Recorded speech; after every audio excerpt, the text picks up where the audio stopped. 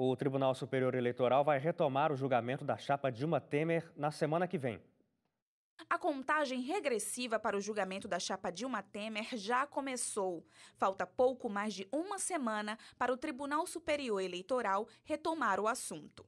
A decisão dos ministros pode levar à cassação da chapa e do mandato do presidente Michel Temer.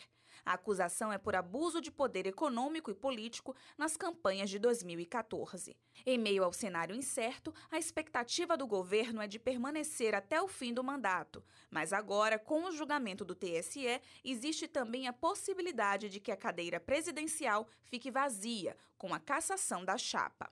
Por parte do governo, algumas estratégias já estão sendo analisadas com a intenção de prolongar o julgamento.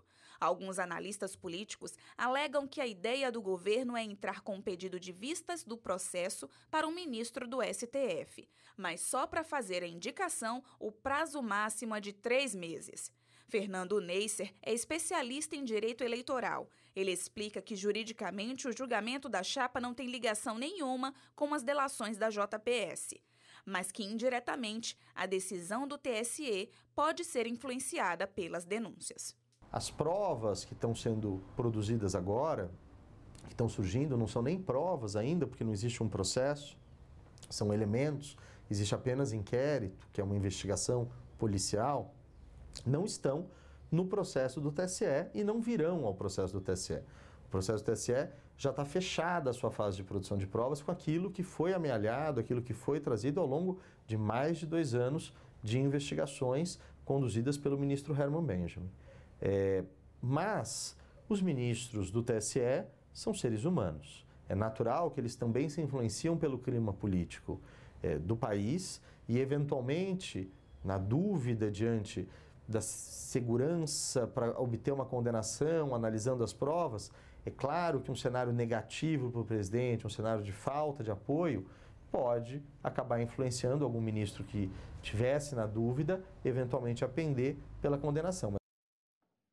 Bom, e a gente continua tratando desse mesmo assunto porque, na verdade, a política toma conta do cenário, inclusive dentro da mídia. Não há como falar de outras coisas senão disso. A gente estava comentando antes do intervalo sobre a governabilidade ou não do presidente Michel Temer. Você ia complementar alguma coisa, William? Não, eu ia complementar pelo seguinte aspecto, né? De fato, eu concordo plenamente com o que o professor falou em relação ao governo Dilma, que teve inabilidade política. A diferença. O presidente Temer ele tem habilidade política, porém ele não está tendo sustentação política de certo ponto, porque nós temos uma situação que em um ano de governo, 6 ministros foram denunciados, né? E tiveram que sair do governo e mais alguns outros que saíram agora também.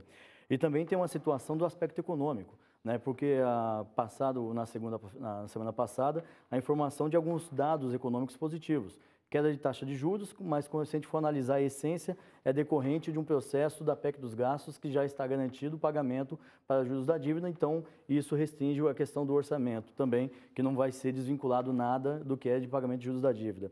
A taxa de inflação caiu decorrente da perda do poder aquisitivo da população, decorrente também de um processo de desemprego altíssimo que nós estamos vivenciando. Então, nós temos essa amarração, esses indicadores, né, associado a uma situação de queda da atividade industrial no mês de março, que também foi contundente. E é um segmento economicamente importante, porque é o que paga a melhor massa salarial.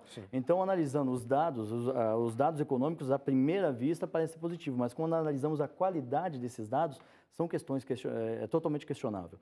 Então, nesse ponto, a governabilidade ela se dá até o momento em que, quando esses dados fazem ou não efeito de fato no médio prazo, digamos assim, 3, 4 meses, em algumas situações, né? Então, já se discute também a capacidade de potência de investimento do governo decorrente da PEC dos gastos, porque ainda esse ano, em alguns setores, ainda podem se fazer algumas alterações, outros nem tanto.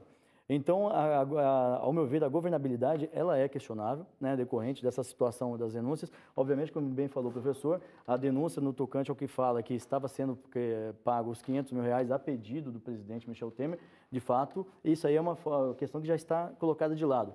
Porém, fica mais claro, como bem falou o presidente da OAB, né, que apresentou o pedido de impeachment, que se dá decorrente mais do fato dele ter ouvido do presidente da JPS que estava subornando, né, juízes e procuradores e ele não ter tomado nenhuma atitude, né? Então, e pelo contrário, parece que ele fala ótimo, ótimo, alguma coisa assim, não, alguma coisa do tipo, né?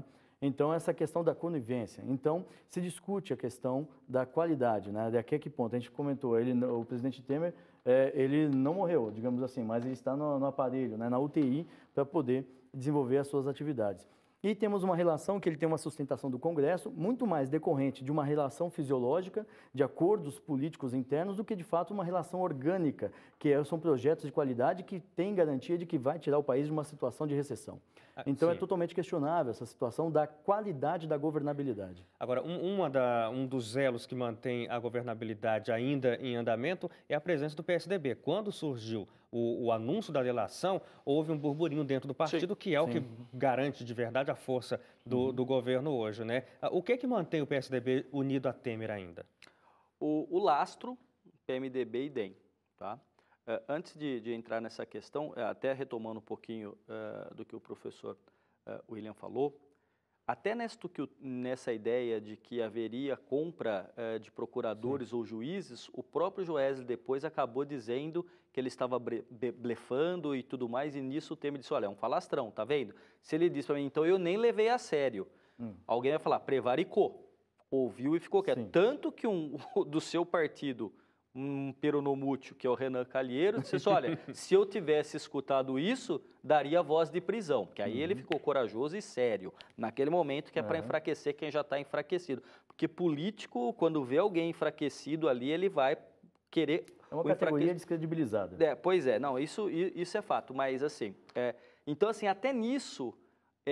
o presidente Temer tem tido sorte. Como a gente está internado, está respirando por aparelhos. Apesar de que houve um dos procuradores citados pelo Joesley que realmente foi preso. Foi preso, sim, foi. Mas aí o próprio Joesley falou, não é bem por aí, eu não tenho. Então, assim, no fundo, no limite, para o cidadão não ficou tão claro o porquê da benevolência desta delação desta forma. E, obviamente, o presidente se utilizou disso. O PSDB, ele não existe...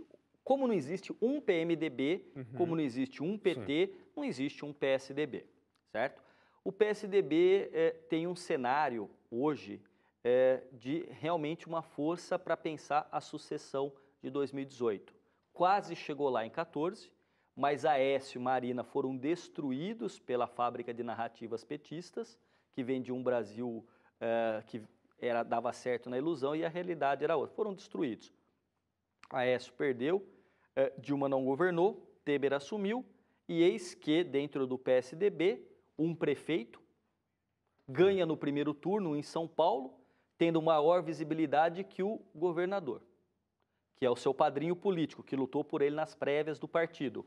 José Serra, descartado momentaneamente, pela idade e por questões da delação cujo nome aparece. Então, assim, o PSDB só não desembarca ou não sai porque ainda não sabe o dia seguinte. É uma crise que, como eu disse, ela é cotidiana e a gente sabe que é um governo respirando por aparelhos, mas respirando. E o PMDB, ao sair, qual o discurso que ele vai usar? Eu fui, não sou mais e eu serei? Eu não fui governo, agora eu sou. Eu saí, mas eu quero voltar em 18? Então, assim, no fundo... Em que pese a fraqueza de Temer, o PSDB tem dado ainda um voto de confiança, que pode retirar daqui a pouco, que é fato. Amanhã tem reunião amanhã, né? Dória, Tasso Gereissati está aqui, Tasso Gereissati está aqui. Alckmin. Tasso Gereissati está em São Paulo, com Alckmin, com Dória, enfim. Então, no fundo, agora o que acontece? É um tabuleiro de xadrez em que vão se movendo as peças. Reformas políticas, votações, tudo mudou de patamar. O preço subiu. Um voto de um deputado ou de um senador para um projeto do governo que, nesta relação tão bem colocada pelo professor William, é fisiológica e é de muito tempo, porque esse presidencialismo de coalizão assim leva, infelizmente, à composição do poder, não é? Muda de patamar. Então, se eu ia te dar um voto, eu queria, sei lá, uma diretoria, agora eu quero 3 diretorias em tal lugar, agora eu quero tanto de recurso para o município, o peso é outro. Mas ele pode conseguir? Pode. É difícil? Muito. Agora, o que está pesando, uma coisa que você colocou há pouco, mudou de cadeira, parece que muda, oposição, situação, mas hoje as redes sociais... O que você falou, vem um internauta e fala, mas você falou isso a semana passada? O registro hoje é muito mais fácil de ser acessado e a cobrança popular também se torna mais fácil.